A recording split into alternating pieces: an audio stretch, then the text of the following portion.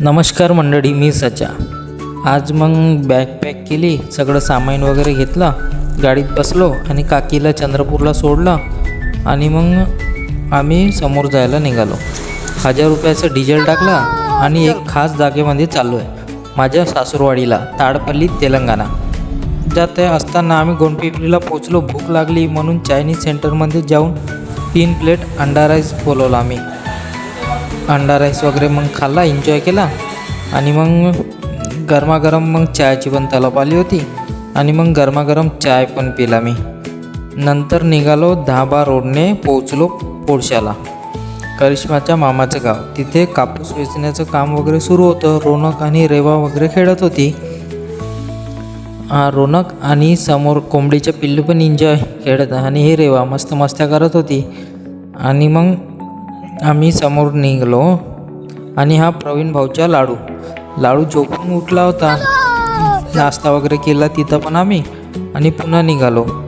ही वर्धा नद, इथून समोर गेलं की तेलंगणामध्ये एंटर होते.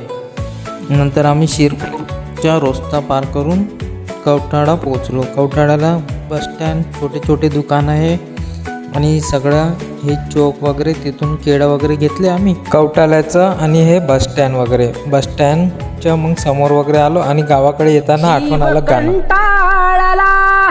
यार शहराकडे जीव कंटाळला, यार शहराकडे चल ना गावाकडे, चल ना गावाकडे. आणि मग आम्ही शेवटी ताडपल्ली सासरवाडीला पोहोचलो.